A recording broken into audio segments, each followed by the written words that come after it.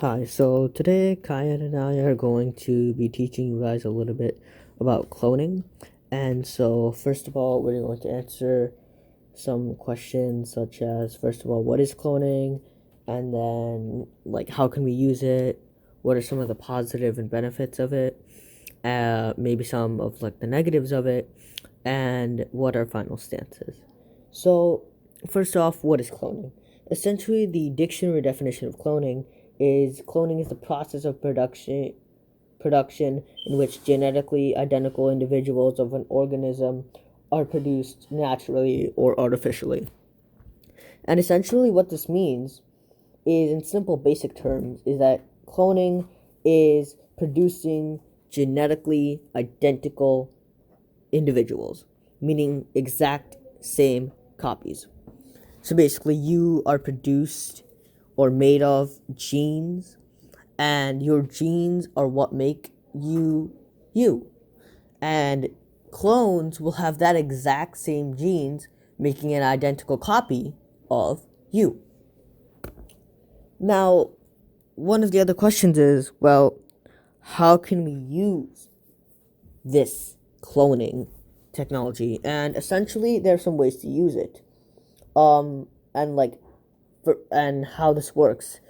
So we have cloning, which takes place in you need two cells, and one is a somatic cell, and that's like a part of a cell that you want to modify or clone.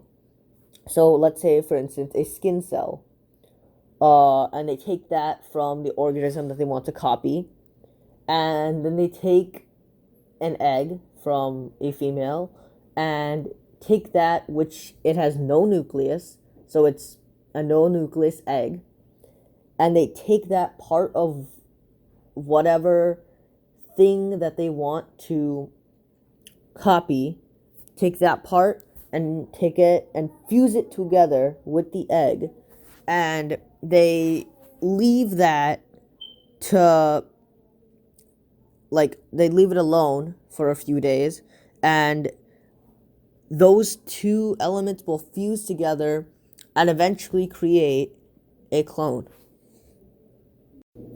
So some of the positives of cloning could be, like, if you had a boss and he needed employees, that could be cost effective because you could clone one employee, and since it's just clones, you could just pay that one individual employee, and it could be work beneficial.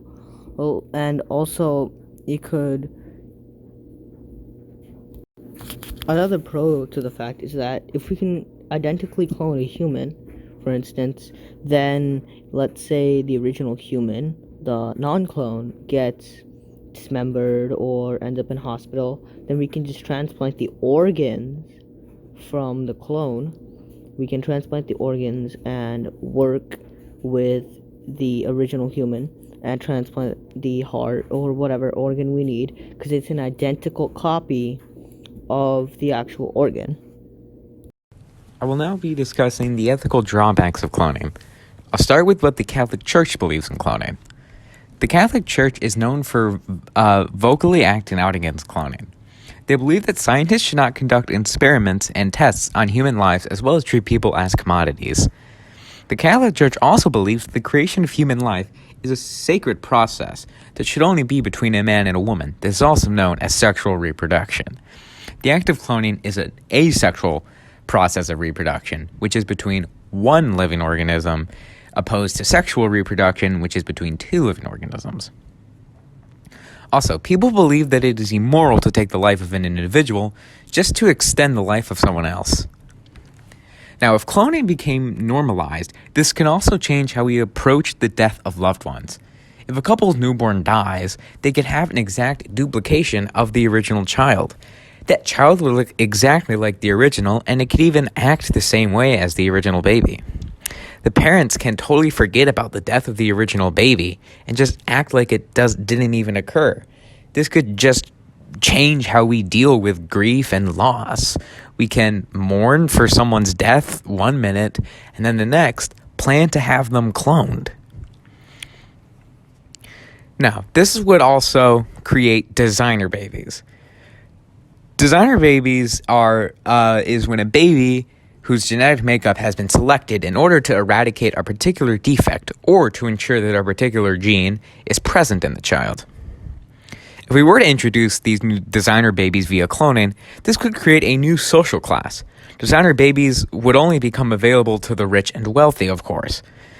The new social class could lead to new standards of intelligence, sociability, and creativity. Now, if the designer babies are only available for the rich and wealthy, the less wealthy will try to meet these new standards of life. One of the main ways that these standards would be reached would be genetic doping. The individual that would undergo genetic doping would undergo gene modification procedures without any medical need to do so. Gene doping can be less beneficial than expected. This can lead to this can expose humanity to new diseases and just cause more problems overall than we believe that they can fix. Designer babies can also reduce genetic diversity in between others. Now, in conclusion, Harsh and I do not support the cloning process currently, though we believe with more development and new changes to the world's current cloning process, we believe that our minds will be changed and that we will support it in the future. But as of now, we do not support the ways that science goes about cloning. Thank you for listening.